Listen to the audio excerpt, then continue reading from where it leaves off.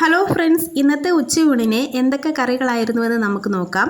ഇന്നലെ എനിക്ക് കുറച്ച് ഞണ്ട് കിട്ടിയിട്ടുണ്ടായിരുന്നു. അത് ഞാൻ ഫ്രിഡ്ജിൽ വെച്ചിരുന്നു. രാവിലെ തന്നെ എടുത്ത് വെളിയിൽ വെച്ച് തണുപ്പൊക്കെ മാറിയ ശേഷം നല്ലതുപോലെ കുറേ തവണ വെള്ളത്തിൽ കഴുകിയെടുത്തിട്ടുണ്ട്. ഞാൻ ഞണ്ട് ആദ്യമേ വൃത്തിയായി കഴുകിയ ശേഷം മാത്രമേ തോട് പൊളിച്ച് കളയാറുള്ളൂ.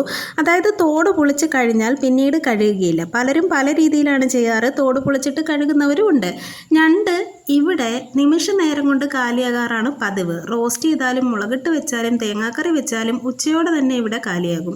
ഞാൻ ഇന്ന് തേങ്ങ അരച്ച് കറി വെക്കാനാണ് ഉദ്ദേശിക്കുന്നത്. അതാകുമ്പോൾ എല്ലാവർക്കും ഒന്ന് വിളമ്പാനും കിട്ടും. അപ്പോൾ അരപ്പിനുള്ള തേങ്ങയൊക്കെ ചിരകിയെടുത്തു. ചട്ടിയിൽ എണ്ണ ചൂടായ ശേഷം സവാളയും ഇഞ്ചിയും വെളുത്തുള്ളിയും തക്കാളിയൊക്കെ ഒന്ന് വഴറ്റിയെടുത്തു. അതിലേക്ക് പൊടികളും മസാലയും ചേർത്ത് ഇളക്കി കൊടുത്തിട്ട് കഴുകി വെച്ചിരിക്കുന്ന ഞണ്ടും കൂടെ ചേർത്ത് ഇളക്കി ആവശ്യത്തിനുള്ള വെള്ളവും കൂടെ ചേർത്ത് ഞണ്ടൊന്ന് വേവാൻ വെച്ചു. ഇനി അതിലേക്ക് അരപ്പ് ചേർത്ത് കൊടുക്കണം. തേങ്ങയും ചുവന്നുള്ളിയും കൂടെ ചേർത്ത് അരച്ച അരപ്പും കൂടെ ചേർത്ത് ഇളക്കിയിട്ട് ആവശ്യത്തിനുള്ള ഉപ്പും കറിവേപ്പിലയും ചേർത്ത് ഞണ്ട് വേവാൻ വെച്ചു. ഈ സമയം അപ്പച്ചി വേവിക്കാനുള്ള കപ്പ അരിഞ്ഞു തന്നിട്ടുണ്ടായിരുന്നു. ഇത് ഞാൻ വൃത്തിയായി ഒന്ന് കഴുകിയെടുത്തിട്ട് കുക്കറിലാണ് വേവിക്കുന്നത്. അപ്പോൾ കപ്പ കുക്കറിലേക്ക് മാറ്റിയിട്ട് ആവശ്യത്തിനുള്ള വെള്ളവും ഉപ്പും കൂടെ ചേർത്ത് വേവിക്കാൻ വെക്കുകയാണ്. അപ്പോൾ ഇത് പെട്ടെന്ന് വേവുന്ന കപ്പ ആയതുകൊണ്ട് ഒറ്റ വിസിൽ കൊണ്ട് തന്നെ പെട്ടെന്ന് വെന്ത് കിട്ടും.